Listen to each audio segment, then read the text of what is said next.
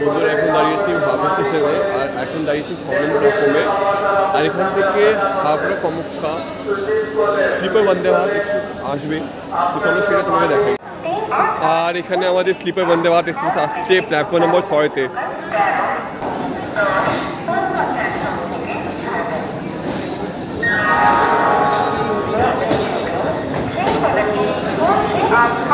চলো বন্ধুরা তোমাদের ট্রেনের ইন্টেরিয়রটা দেখাই।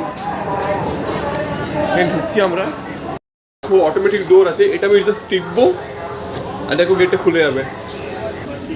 এটা হচ্ছে ফার্স্ট এসি, দেখো এটা কুপ না, এটা coupe, this is a coupe by the way. আর এটা ক্যাবিন, সরি কিছু মনে করো না। এক্সপেরিয়েন্সটা কিরকম তোমার বলো? সত্যি ইন্টেরিয়রটা দারুণ না? দারুণ ইন্টেরিয়র করেছে। মানে তোমার কিরকম লেগেছে ওভারঅলটা? ওরা ট্রেনটা বেশ ভালো লেগেছে আমাদের, ট্রেনটাই বেশ ভালো মানে। ট্রেনটা সত্যি লাক্সারি ফিল আসছে এটা দেখার পর থেকে। তোমাদের একটু বন্দে ভারত বাথরুমটা দেখাই আমি। এটা আমি ঢুকেছি এখানে, আমি বাথরুম এখানে অ্যাভয়েড করি, বাট বন্দে ভারত বাথরুম ব্যাপারটাই আলাদা। এটা হচ্ছে বন্দে ভারতের ওয়েস্টার্ন বাথরুমটা। দেখো এখানে হ্যান্ড ড্রায়ারটা আছে, তোমার সোপটা আছে, আর এখানে দেখো তোমার ওয়াশ মেশিনটা তুমি হাত দিলে এটাই আছে। দেখো ইন্টেরিয়র দারুণ বাথরুমে। ট্রেনটা খোলা আগে সব থেকে ভালো ট্রেন ছিল সারিয়াঘাট এক্সপ্রেস, যেটা তোমার 17 ঘন্টার মধ্যে নিয়ে যেত তোমার আসাম পৌঁছানোর জন্য। এখন হয়েছে বন্দে ভারত এক্সপ্রেস, যেটা তোমার মাত্র 14 ঘন্টাতে আসাম পৌঁছিয়ে দেবে। ট্রেনটা লাক্সারিয়াস এক্সপ্রেস, কিন্তু একবার জীবনে জার্নি করা যায়। আর দেখো গেটটা বন্ধ হচ্ছে এখানে, আস্তে আস্তে করে দেখো গেটটা বন্ধ হচ্ছে এখানে।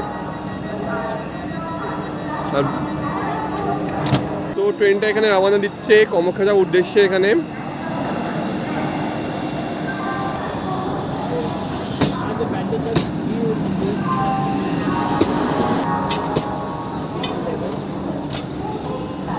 আর এখানে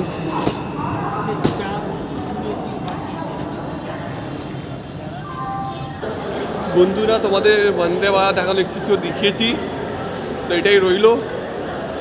এবার যাই বাড়িতে।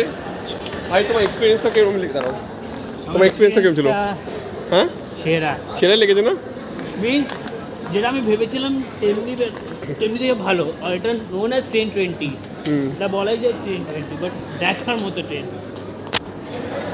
ইনঅগ্রেশনে মিস করলাম পিকনিকের জন্য, বাট এখন দেখতে এসে পেয়েছি, সেটা খুব খুশি ব্যাপার আমার জন্য। চলো এবার যাই বাড়ি এবার।